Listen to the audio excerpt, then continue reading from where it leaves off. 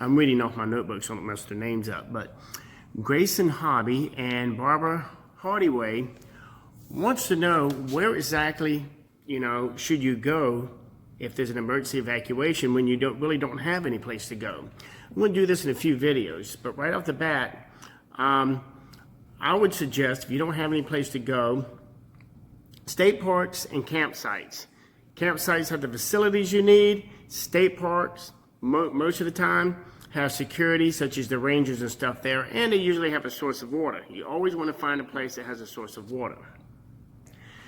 Now, what you need to ask yourself is, what are the three main things that you may be getting evacuated from?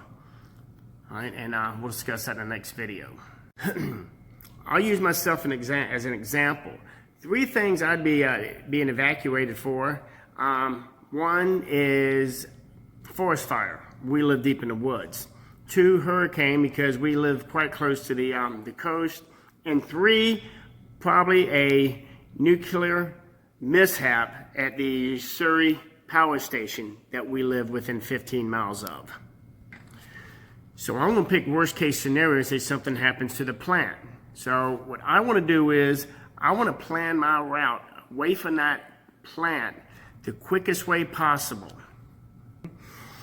And not only are we running from this evacuation, we're also trying to get out and get ahead of the hundreds of thousands of people that are being evacuated and heading in our direction as well. Next video. Right here we have the Surrey power plant. This is where I live, and it's about within 15 miles as the crow flies.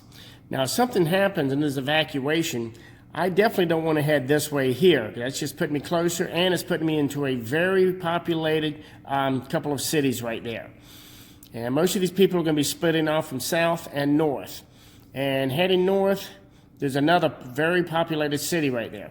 I'm more or less on a little peninsula, a large peninsula here. So I've got my route traced out already, where I'm going to take off north, and I'm even going to hit some of these back roads. There's not going to be a whole lot of other people traveling with me. And I have found my first state park right here. Now, I've already made my calculations, and this is exactly within 50 miles of the power plant there. I may not feel too safe there, so we're going to head to another state park. Another 30 miles up the road, here's another state park, and at this one, there's a tent, which means that's a campsite there. So probably have easy access to power and water. Once again, if this one isn't satisfactory, I can head another 20 miles up the road to this state park and campsite right here.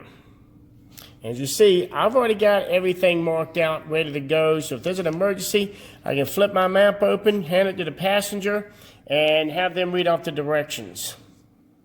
When planning for an evacuation, you want to get out of the house and on the road as quick as possible. That's why we've already got the cars ready.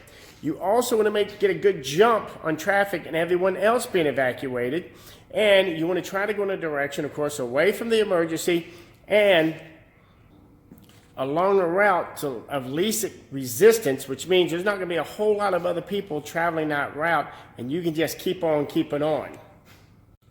You want your car ready. You already want to know where you're going. Like I said, if you don't have a designation, make campsites and state parks your designation. Campsites have a lot of facilities that you're going to need. State parks, even though they may not, make sure you mark all your water sources, but more than likely they will have rangers, so you already have security there. Also, it wouldn't even hurt to check with the Red Cross and, like me, ask them, well, if we had a problem with the power plant, are you going to have any tents and location centers along certain routes that I can head to? So you can give them a call and check with them and see whether they got routes planned up along the way to help people. Hope that helped. Have a great day, and keep those comments and questions coming. Thank you.